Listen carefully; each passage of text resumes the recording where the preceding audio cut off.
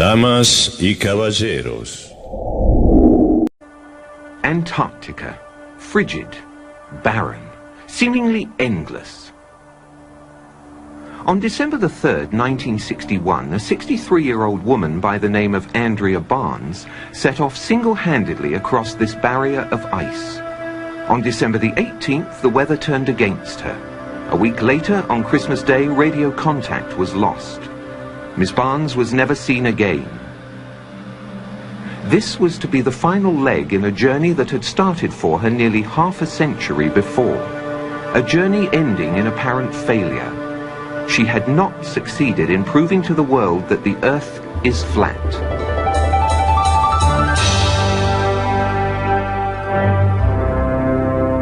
It has a flat top and it's shaped like a top.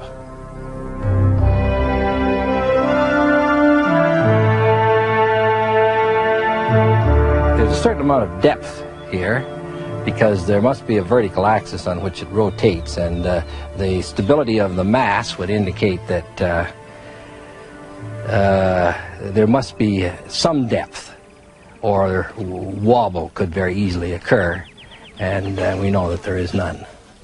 It's a commonly held misconception that the Earth is a spherical object that revolves around the Sun. But the fact is, of course, that the Earth is a circular dish surrounded by a barrier of ice that explorers like Andrea Barnes have been attempting to penetrate for centuries.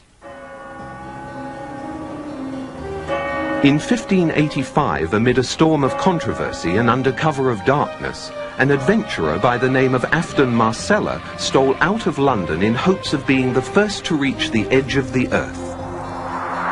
But he was unprepared for the extreme conditions. His crew was plagued by scurvy and frostbite. Food supplies ran low. Marcella was forced to turn back before setting foot on Antarctica. So ended the first recorded expedition. But the controversy goes back much further than that. Since long before the dawn of recorded history, we've been trying to understand the world around us. And we've constantly turned to the sky for answers. By unlocking the keys to the stars, the sun, and the moon, it was reasoned, we would learn more about the Earth. So we've remained ever vigilant, turning both our persistence and our technology to the task at hand. But the conclusions have not always been particularly well thought out. 2,000 years ago, an Egyptian scholar by the name of Eratosthenes performed an experiment that he claimed proved the Earth to be a sphere. However, there are serious doubts about the accuracy of his data and his scientific procedures. Dr. Leo Ferrari explains. Oh, the Eratosthenes experiment is an experiment supposedly conducted in the 1st century, whereby this ingenious person was supposed to have proved, I say that in quotes, that the Earth was a sphere of some 4,000 miles radius. Eratosthenes one day noticed that the sun was directly overhead in Syene, whereas he noticed that on the same day, at the same time, the sun made an angle of 7.2 degrees to the vertical at Alexandria, which was some 530 miles away. How did Eratosthenes in the 1st century know what the sun was doing on the same day in two places which are 530 miles apart? One can take all those same data, knowing that the Earth is flat. In one place you have the sun directly overhead, and at another place at the same time, at 530 miles away, let us suppose that it does make an angle of 7.2 degrees to the vertical. Then we have a right-angled triangle, which it can be easily shown that the sun is some 4,000 miles up in the sky. These superficial, even, considerations show that it's impossible. The whole thing, it's a story, a fairy story made up and mindlessly repeated in textbooks. Fortunately, not all scientific arguments are based on such questionable research.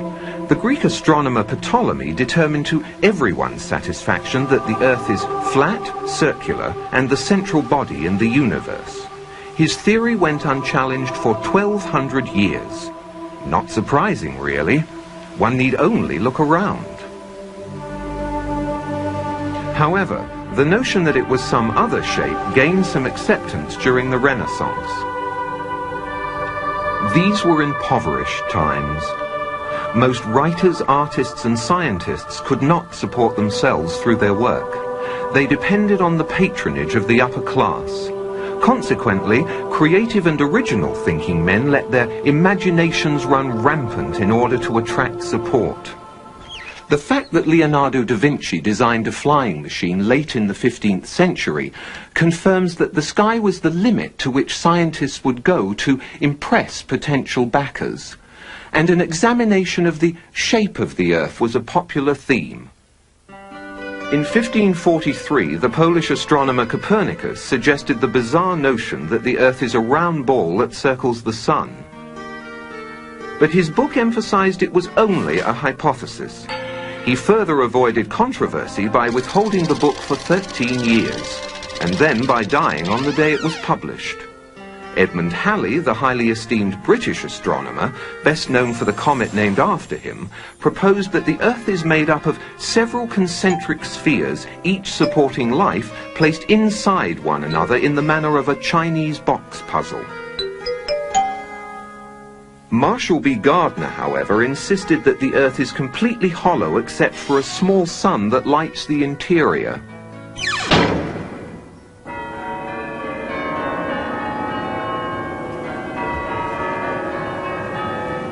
The argument, for all practical purposes, came to an end when the Church of England was established by law during the 16th century. They rejected many laws of the ancient Catholic Church, and to appear forward-thinking, they embraced many radical scientific notions prevalent at the time, including Copernicus' round Earth theory. With this endorsement, the theory found its way into the schools, which were then largely controlled by the Church. It has remained there to this day, and many children have accepted it without question. Andrea Barnes was not one of those children. Born into an Ontario farming family in 1898, Andrea was a bright child who spent much of her time learning about the world around her. She was inquisitive and precocious, and much to her teacher's dismay, she fervently believed the global Earth concept was nonsensical and easily refuted. Many scientists agree with her and are amassing evidence to carry on her work. There's all kinds of proofs right around you that show that the Earth is flat. A very simple one to think of is that we use plumb bobs to build buildings. In other words, to get the wall of a building going straight down, you'll take a string with a heavy weight hanging from it, and you'll make the building follow that string. That plumb bob will point to the center of a round Earth. That means that if you imagine that this was the correct Earth, you can imagine a plumb bob held here would point in that direction, and a plumb bob held here would point in that direction. That means the buildings would be bigger on the top than at the bottom. It would also mean that boats would constantly be sailing downhill. And invariably, in any discussion about the shape of the Earth, the first argument used in support of its rotundity is that as ships sail out to sea, the tops of their masts are visible longer than the hull. The fact is, of course, that the light rays from the lower part of the ship are no longer reaching the shore. When we consider that so eminent an authority as Einstein postulated and indeed proved that light rays bend perceptibly in gravitational fields, it should not be surprising that the light rays from the lower parts of the ship do not succeed in reaching the shore, are incapable of entering the eye of an observer, and so the particular part of the ship from which those light rays come is not seen. But it was hundreds of years before Einstein's time when explorers like Sir Francis Drake and Ferdinand Magellan were pushing out the boundaries of the known world. And it wasn't easy. As they ventured further and further from established trade routes, the fear of coming to the edge of the world and falling off became a very real one. Sailors became increasingly apprehensive about joining such an expedition. So Copernicus' notion that the Earth was a ball you couldn't fall off of was readily embraced by businessmen. And when Magellan's crew claimed to have circumnavigated the globe in 1522, it was seen as a new piece in the scientific puzzle. But more importantly, it was seen as a strong psychological boost for free enterprise. It's also been seen as a huge publicity stunt. The sailor thinks that he's traveling around the Earth this way, when in effect he's traveling around the Earth this way. And he's creating a circle. He's moving in a continuous direction around. He goes through the various parts of the circle, and he comes back where he started from. Swim around this way. Does running round your neighborhood prove that the neighborhood is round? By the time Andrea was in her teens, her brother Andy had already decided to go into the transportation business, and many of her friends had turned to nursing as a vocation. But Andrea devoted her time to exploring the world around her and to questioning. She was vehemently opposed to the use of globes in schools and formed a group to protest what she referred to as a load of old codswallop. They demonstrated in a manner they felt symbolic. But Andrea soon realized the only way people would listen was if she made a trip to the edge and brought back proof. And so, on her 16th birthday, she set off across the snowy deserts of Antarctica with little more than a borrowed pair of skis. However, like Marcella some 300 years earlier, she was unprepared for the harsh conditions and was soon forced to turn back. She tried to raise money for a larger expedition, but her cause was overshadowed by the outbreak of World War I, and it became more important to worry about maintaining one's stake in the world than arguing over its shape.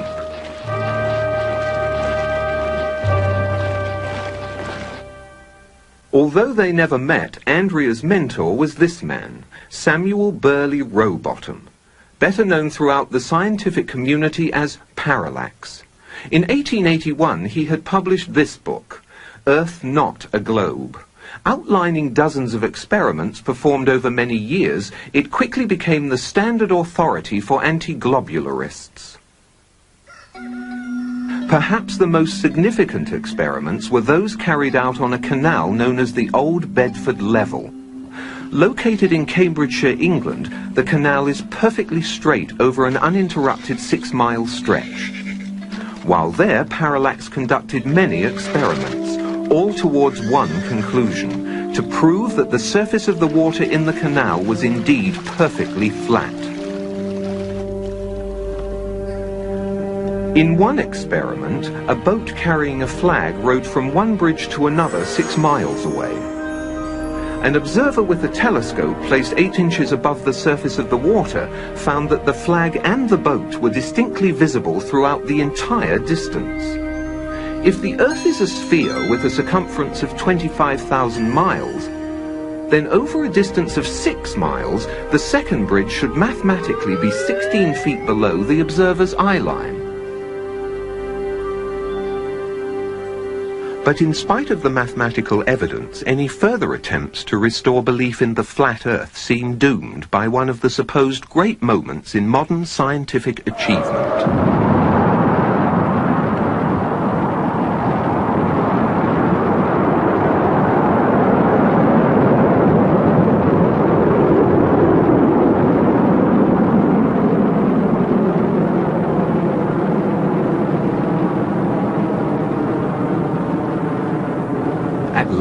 After thousands of years of uncertainty, man was able to get far enough away from the Earth to have a good look at it in all its resplendent beauty.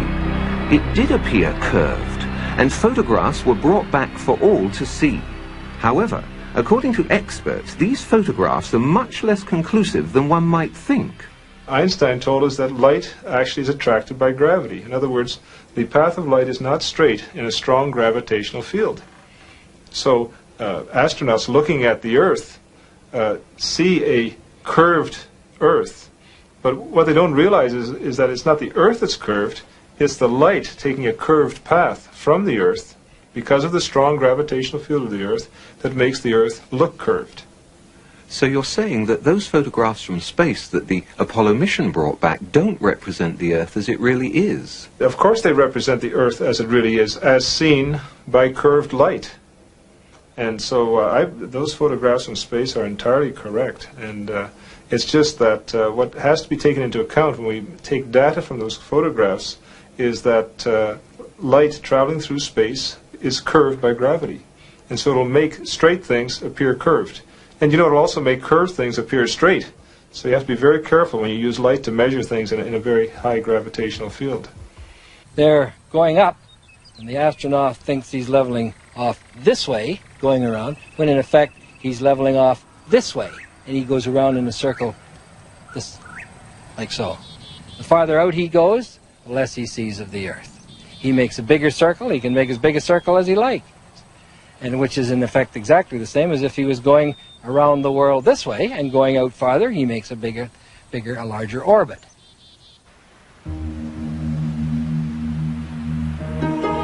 Through time-lapse photography, the velocity of these clouds has been dramatically increased. While they were actually drifting over the mountains at approximately 27 miles per hour, they now have the appearance of moving at well over 100, 4 times their normal speed. If the clouds were stationary and the Earth was revolving underneath them, this is how it would appear if the Earth was spinning at 100 miles per hour. Yet we're told that the Earth is spinning at 10 times that speed. Consider this.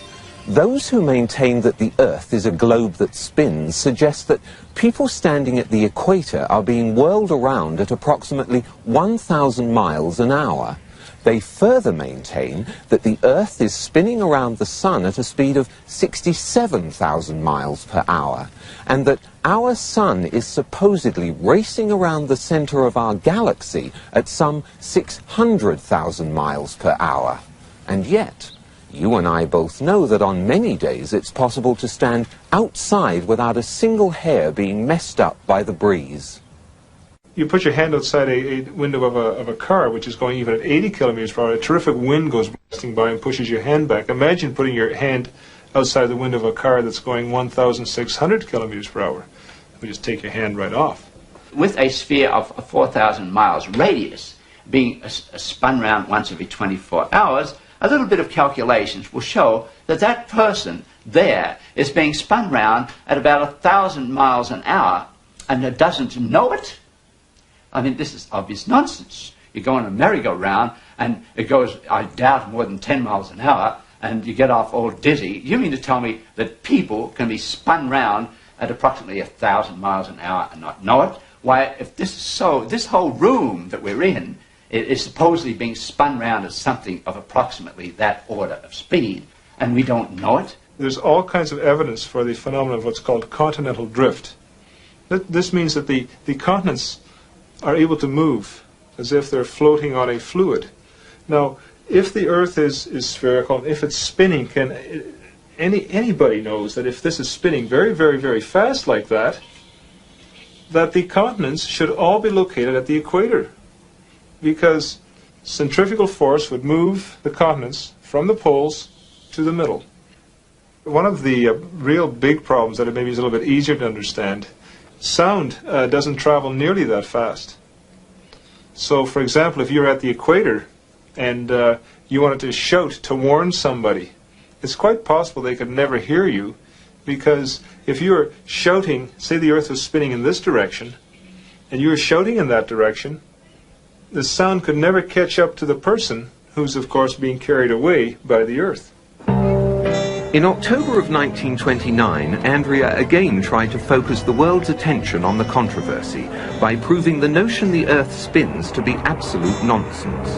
It was reasoned that if a dirigible was to go aloft in England and hold itself perfectly static, then by the accepted theory the Earth should rotate underneath it and New York should come into view some 4 or 5 hours later.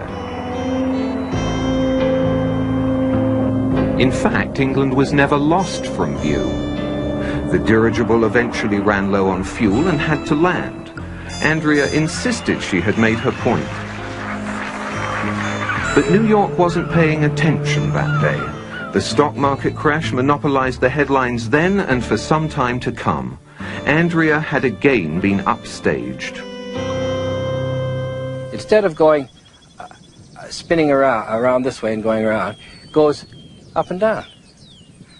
Now, when the Earth is up here, and this is the sun, no rays, dark. When the Earth is down here, daylight. When the Earth is here relative to the sun, and it's going up, sunset, into night. Reaches the top of its path, comes back down again, and sunrise.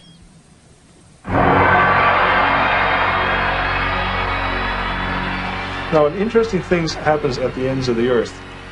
You see, when you go from on a car trip from point A to point B, you're moving through what's called space.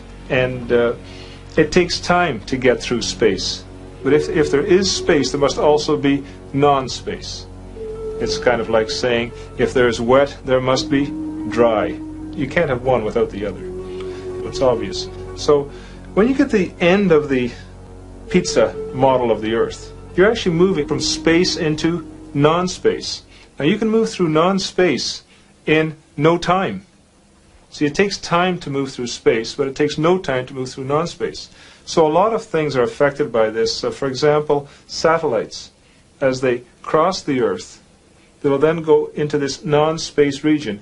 They will instantly then be able to reappear back where they started by taking a non-space route. The moon does this, the sun does this, and stars even do this at a very, very slow rate, moving from space into non-space and then reappearing back where they started from. This is due to probably of reflectivity and complementarity that is a well-known phenomenon.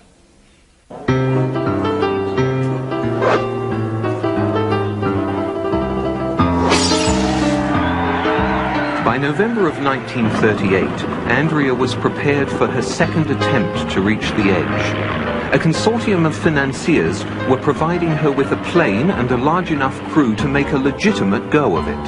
And so, once again, an optimistic Andrea found herself in Antarctica. And once again, fate was against her. A freak spring blizzard took them by surprise. They were unable to leave base camp, much less make a trip to the edge. The entire expedition was very nearly wiped out.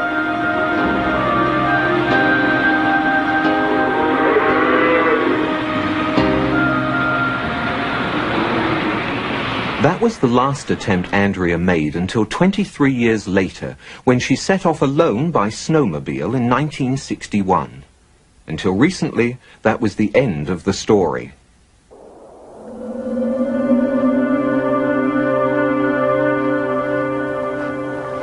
Early this year, a researcher stationed in Antarctica to study weather patterns found a snowmobile partially buried in a snowbank. It had run out of fuel and there were no signs of Andrea anywhere. But he did find these, a camera and a note. The note says only, "I have been there.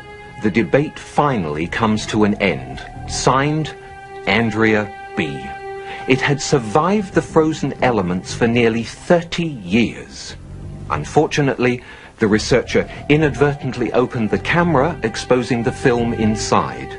Any pictures were lost, and Miss Barnes' trip is still very much shrouded in mystery. There was no description of what she had seen or how far away it was.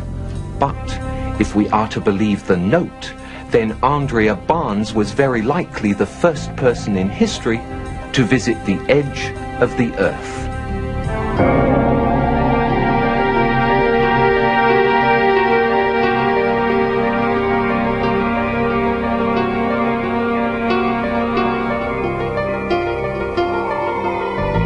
What you don't know, you eliminate. And that's in my opinion, is what the globular Earth theorists have done. They've just eliminated what they didn't know. The more honest approach is the flat Earth approach, where you say, well, we don't know what's at the ends, but the ends are there.